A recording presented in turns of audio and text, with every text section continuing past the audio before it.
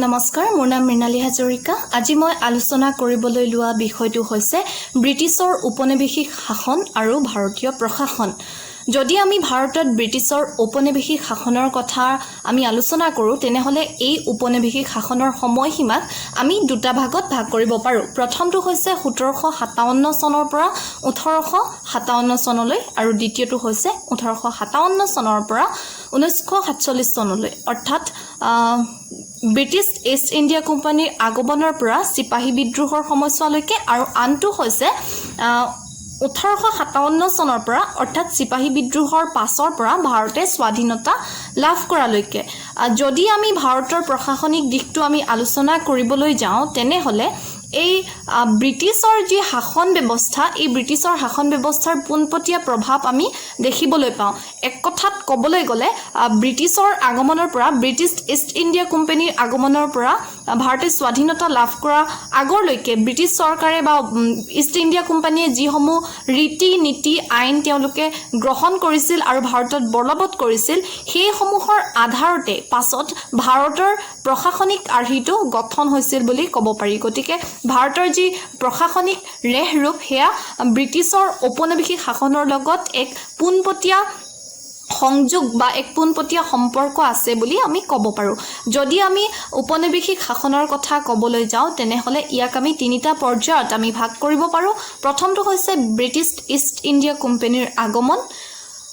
Regulating act আৰু পিটছ India act. প্ৰথমতে আহিলে ব্ৰিটিছ ইষ্ট ইণ্ডিয়া কোম্পানী, যিটো কিয় তেওঁলোক ভাৰতলৈ আহিছিল আমি সকলোৱে জানো যে তেওঁলোকে ভাৰতত বাণিজ্য সম্প্ৰসাৰণৰ কাৰণে তেওঁলোক ভাৰতলৈ আহিছিল।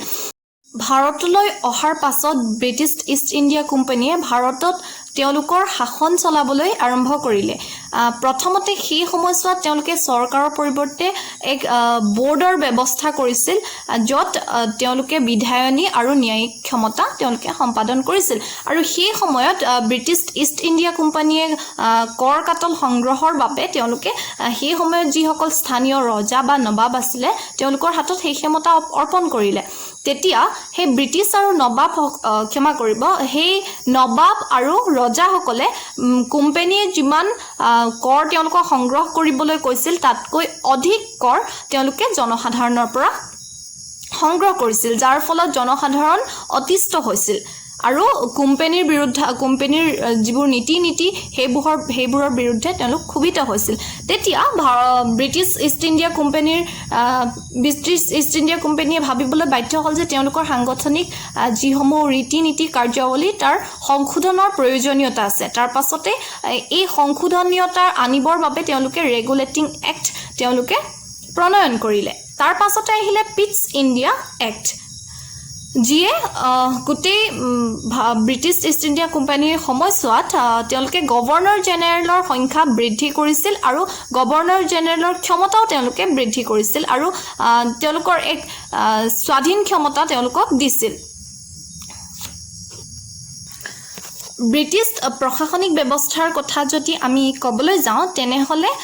এই প্ৰশাসনিক ব্যৱস্থাত তিনিটা ভাগত ভাগ কৰিছিল। প্ৰথমটো হৈছে সাধাৰণ প্ৰশাসন, আনটো হৈছে ৰাজহ প্ৰশাসন বা ৰেভিনিউ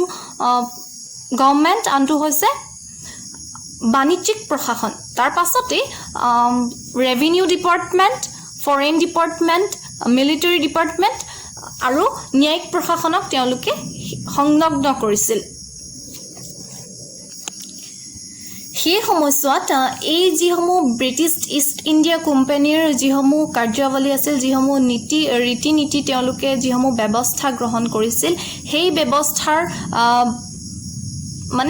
পৰিৱৰ্তন কৰাৰ প্ৰয়োজনীয়তা আহিছিল। আৰু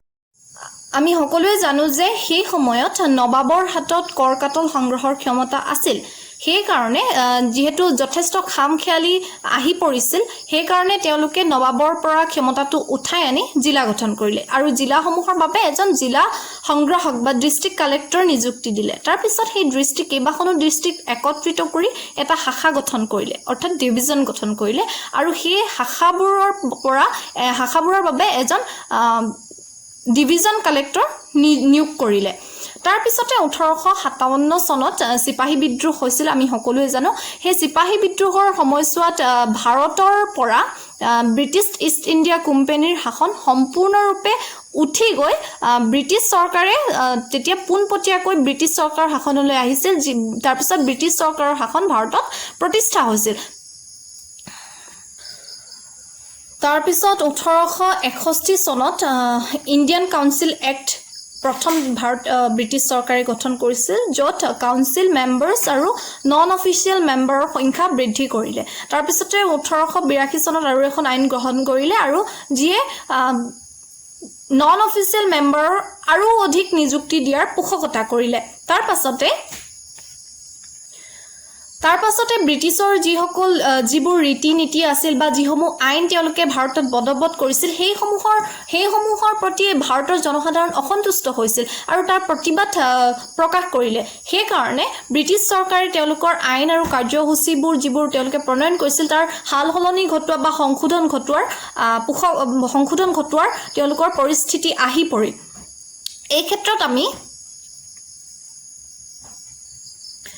এই ক্ষেত্ৰত আমি মণ্টেগু চেমছফৰ্ড ৰিফৰ্মছৰ কথা ক'ব পাৰোঁ যিয়ে স্থানীয় প্ৰশাসনত ভাৰতীয় লোকৰ নিযুক্তিৰ কথা ক'লে তাৰপিছতে চাইমন কমিশ্যন তাৰপিছত নেহেৰু স্কিমৰ কথা ক'ব পাৰোঁ যিয়ে কেন্দ্ৰত দ্বিসদনযুক্ত চৰকাৰ গঠনৰ পোষকতা কৰিলে তাৰপিছতে আহিলে ইণ্ডিয়ান গভৰ্ণমেণ্ট এক্ট যিখনে ব্ৰিটিছৰ যি শাসন ব্যৱস্থাৰ যি প্ৰশাসনৰ এক আমূল পৰিৱৰ্তন আনিলে এই ক্ষেত্ৰত চিভিল ছাৰ্ভিচৰ ক্ষেত্ৰতে হওক বা ফাইনেন্সিয়েল গভৰ্ণমেণ্টৰ ক্ষেত্ৰতে হওক এক ডাঙৰ পৰিৱৰ্তন আনিলে আৰু আমি ক'ব পাৰোঁ যে সেই সময়ৰ কণ্ট্ৰলাৰ এণ্ড অডিটৰ জেনেৰেলৰ যি ব্যৱস্থা এতিয়াও ভাৰতৰ প্ৰশাসনত দেখিবলৈ পোৱা যায় গতিকে আমি গোটেই আলোচনাৰ পৰা গম পালোঁ যে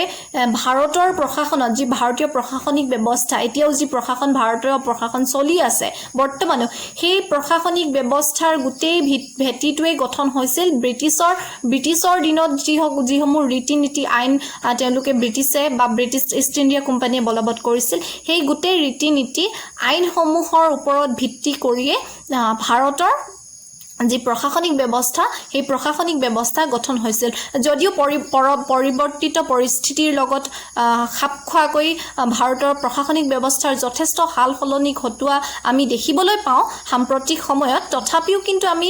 ব্ৰিটিছ চৰকাৰৰ বা ব্ৰিটিছ ইষ্ট ইণ্ডিয়া কোম্পানীৰ প্ৰশাসনিক দিশৰ প্ৰভাৱ এতিয়া আমি কিছুমান ক্ষেত্ৰত দেখিবলৈ পাওঁ গতিকে এয়াই আছিল ব্ৰিটিছ চৰকাৰৰ দিনত বা ব্ৰিটিছ চৰকাৰ বা ব্ৰিটিছ উপনিৱেশিক শাসন আৰু ভাৰতীয় প্ৰশাসনিক ব্যৱস্থাৰ প্ৰভাৱ ধন্যবাদ